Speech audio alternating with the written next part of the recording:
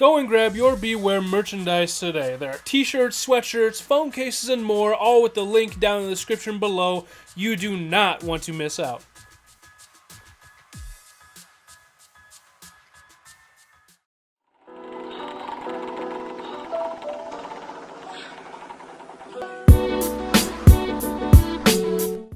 What's up, guys? It's Carson back here on Toxic Gaming, and today,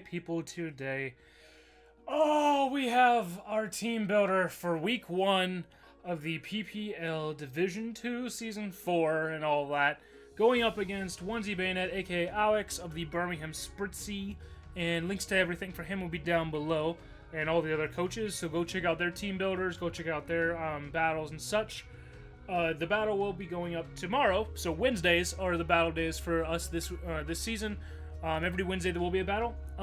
If you want to become a fan of the Chicago Bewears, there's a link to a Discord fan server where you can go on there, say you want to be a fan of us, get put in that role and talk with a bunch of people, basically intermingle with this side of the Pokemon community. If you want to get any Beware merchandise and stuff, you saw the thing at the beginning of this video, the link is down below for picking up your Beware merchandise and repping the team. But as you can see here, going up against Alex, you can see the team on your screen right now. His draft that he has with Tapu Koko, Landorus I, Landorus Incarnate, sounds banned, but it is only Sand Force Landorus Incarnate, not Sheer Force.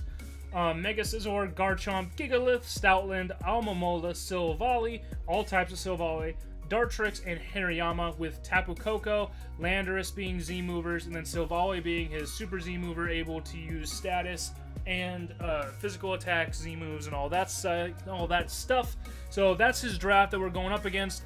And as you can see on your screen, we have, first off, Kane, our big red machine, our Scizor with holding the Akaberry with Technician, with Bullet Punch, U-Turn, Defog, and Aerial Ace, running 28 HP, 252 in attack, 152 in special defense, and then 84th at Jolly Nature.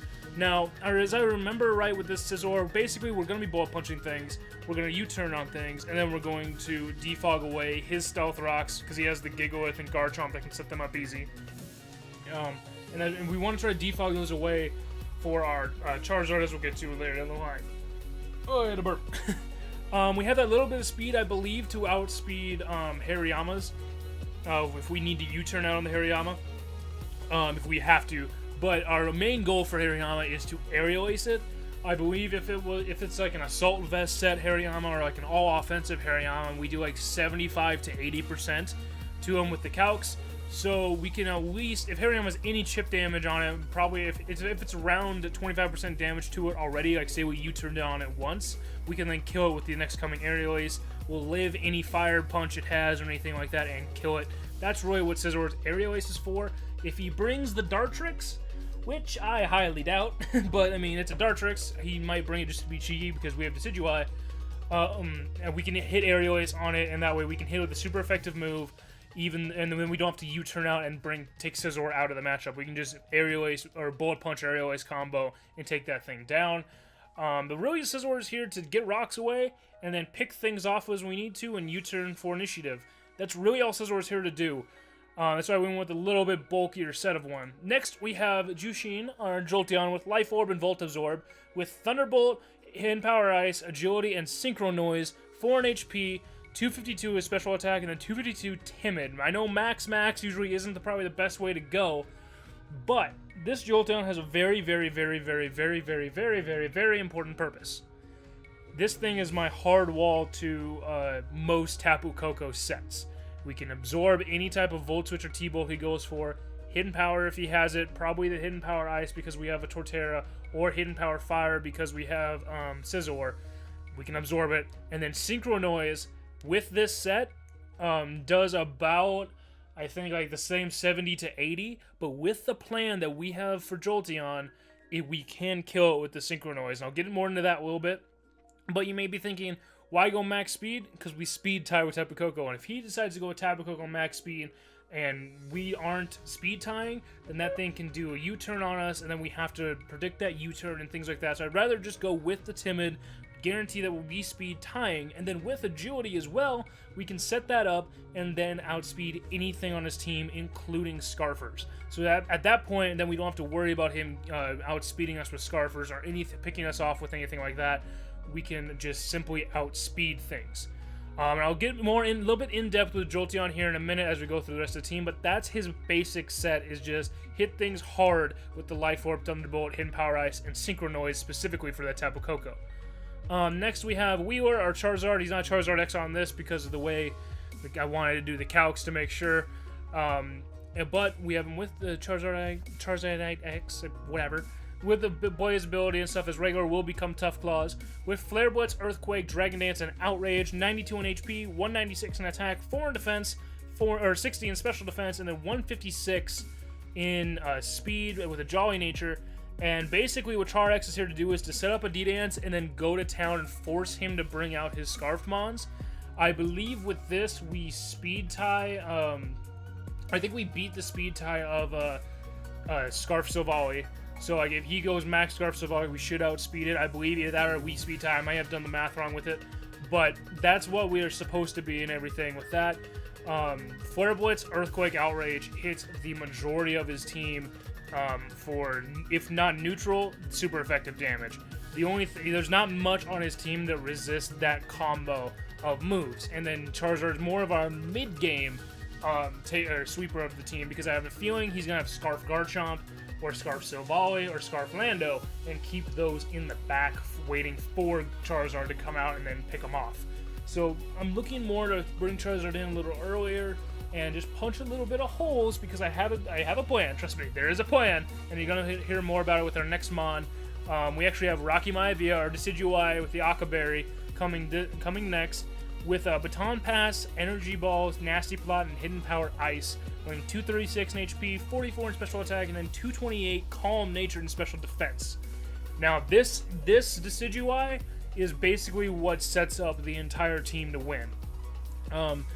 Decidueye here is to come in on a Hariyama, hopefully banded, but still a Hariyama set, and if you predict a close combat and such, and then force him to go out into, if he has a Silvally Fire, or the Tapu Koko if he's running mixed with Brave Bird, it forces him out into that.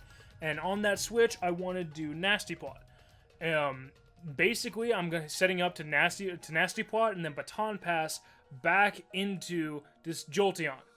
Mainly because if Jolteon's at +2, Thunderbolt, Hidden Power Ice KOs from full everything bar Assault Vest Hariyama or Assault Vest Gigalith.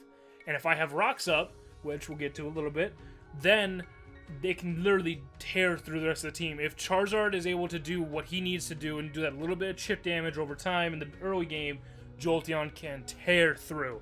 At +2, and then we get the +2 speed after. It's kind of risky to get the passing stats and then also try to get faster, but that's why I decided to go with a non-speedy Decidueye. I thought about making it min speed to guarantee that I get a safe Baton Pass, but then the Hariyama could knock me off and easily KO me after that. So I was like, I didn't really want to worry about that too much. And then also Energy Ball and Hidden Power Ice, again, hits the majority of his team for neutral or super effective damage.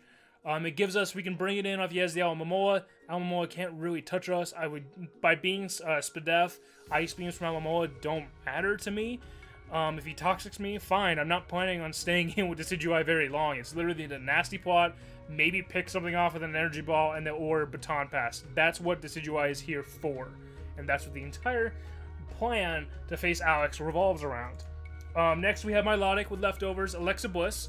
Marvel scale as usual with Scald, Recover, Ice Beam, and Toxic. 244 in HP, 252 Bold, Defense, and then 12 in Special Attack.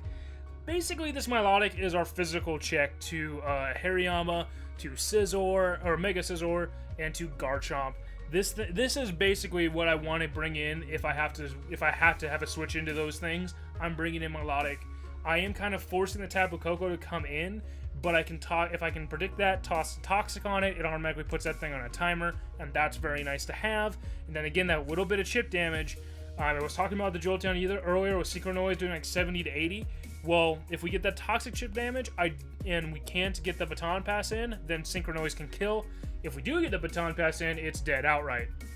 So really, that's what Melodic's here to do, to be our switch in. Really, that's all she's really here for. And I feel bad that that's really all Melodic is here for, but that's what it really does best. It takes physical threats on like it's nothing. And if we wanted to go especially defensive, we could, and then try to force him to throw a Willow out, absorb the Willow with Melodic, and then Marvel Scale getting our defense boosted. So is basically Melodic's here to wall things, to Scald, and to Ice Beam. And if we make it late game where all he has left is Garchomp and he just kills something that we have, say Char X or Jolteon, we bring in Melodic, sit there, wall the shit out of it, and Ice Beam to kill. That's what Melodic is here for. And then, last but certainly not least, we have Ryback 2.0, or Torterra, the pick that people didn't really want me to have, and I should change this now because I remember I did the last minute thing here. Before I get into this, it's actually Yachi Berry is what happened in the battle.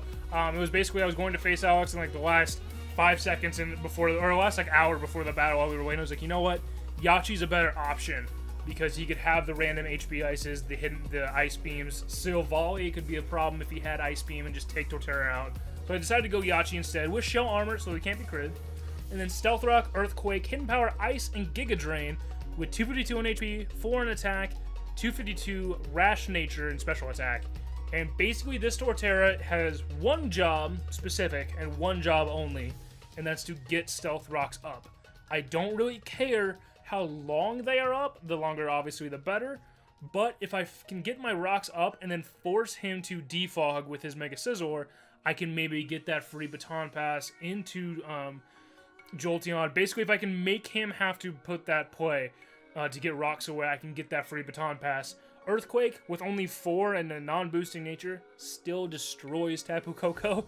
And then the Hidden Power Ice, I believe, does like 80 to 90 to most Lando Eyes, and I believe like 75 to 80 to anything that's not obviously Yachi Berry, but to other Garchomps. So basically, I want to set my rocks up. If he starts off with Garchomp to set his own up, next turn I take an Earthquake or an Outrage or Fire Punch, Fire Blast, anything I can take from the Garchomp, and then I hit it with Hidden Power Ice and surprise the ever-living hell out of that thing and bring it down low enough so that if he switches out once or twice, he's going to die to Stealth Rocks, which again forces him to have to defog. It's one of those things where if it can be the surprise that I want it to be, it'll be great. Then Giga Drain, nice to Giga Drain that Gigalith and do what we can to it. You will have a little bit boosted because of Sand, but it's what we can do with Torterra. If I would have gone like Power Whip or Seed Bomb or Wood Hammer or something like that, I don't even know if it gets Power Whip, but Wood Hammer, it would not have done enough comparative to being what I needed for special attack for the Hidden Power Ice and also having Giga Drain. It wouldn't have done enough damage compared to Giga Drain, is what I'm trying to say. But that's the team we have with Alex. The battle will be coming up tomorrow. This little number right here should be the MVP. Hopefully, I'm calling it now. Hopefully he can do what I want him to do. And then we have Scizor, who's, does Scizor things. But let me know what you guys think down below of the team, and let me know anything else you may be thinking about future teams. Any sets you guys have for recommendation, and I'll take a look at them and see what we can do. But that's pretty much it here. Make sure to give the video a like if you enjoyed the team builder. Watch out for the battle coming up tomorrow. Check out Alex's side and all those links down below if you're interested in the shirts, if you're interested in the other D2 and D1 players, and interested in joining the Discord and becoming a fan of the Chicago Bewears. Thank you guys for coming out. Do all those things. I hope to see you there. But I'm gonna get up on air, so again, thank you guys for coming out. I'm Carson, this is Toxic Gaming. And as always, you guys stay toxic. We'll see you guys.